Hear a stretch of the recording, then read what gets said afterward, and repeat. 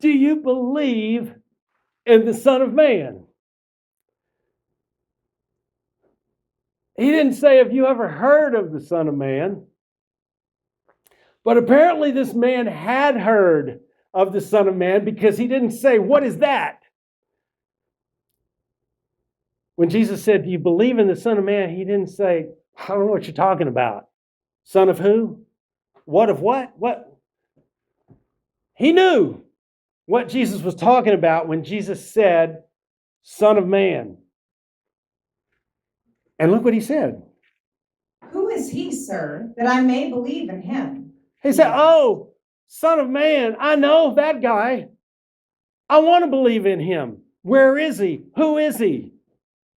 He knows who the Son of Man is. Now, how does he know who the Son of Man is? I'm going to show you in just a minute. Where is he? Who is he? I want to believe in him. And look what Jesus said. Jesus answered, you have seen him. In fact, he is the one speaking with you. I believe, Lord, he said, and he worshiped him. Now, this is really condensed, but I think we can get a little bit more out of this.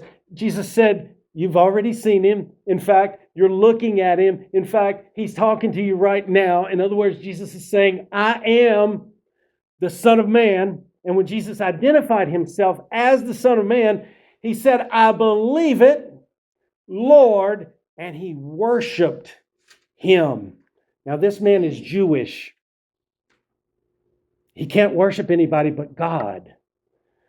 So when he worships Jesus, he is worshiping Jesus as the Son of Man. But if you don't know who the Son of Man is, this doesn't mean a whole lot. So who's the Son of Man? We got to go back. It's not a flashback, because we've already flashed back enough tonight, but this is something else. We got to go back and look at this Son of Man, because this comes to us from the Old Testament. If we don't know what the Old Testament says, we don't know what the Son of Man is. So here it is right here. Son of Man is the title in the Bible that Jesus uses for himself more than any other title. He uses it over 80 times. He calls himself the Son of Man. At its simplest form, it simply means a human being. What is the son of a man? Another man. So when you say a son of man, you just mean a man, a human being. It emphasizes our physical nature. In the Old Testament, in the book of Ezekiel, one of the major prophets, God frequently calls Ezekiel Son of Man, just referring to his mortality, his humanity. It's just like saying human or human being. But when Jesus uses this phrase, Son of Man, for himself, it carries a deeper meaning, because it comes to us also from the prophet Daniel. I mentioned to you in the beginning that by the time this encounter is over, the blind man, the man born blind, is going to see Jesus as the Savior, the Messiah. And this is where he gets it from. Read this to us, Jackie, from Daniel 7. I saw one like a son of man coming with the clouds of heaven. He was given authority, glory, and sovereign power. All nations and peoples worshipped him. Now, this is in the context of a greater vision and a big prophecy, but Daniel specifically uses this phrase, Son of Man, and then Jesus adopted it for himself.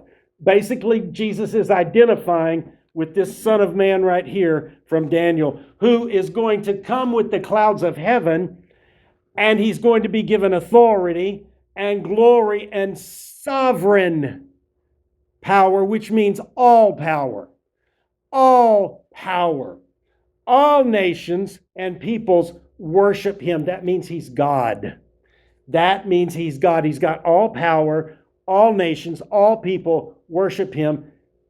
The man born blind couldn't see, but he could see enough to know that the Son of Man is the Messiah. And when Jesus said, do you believe the Son of Man? He said, I just want to know where he is, because I want to believe in him. And Jesus said, it's me. I'm talking to you right now. And he worshiped Jesus as God, and he recognized him as being the Son of Man. He called him Lord.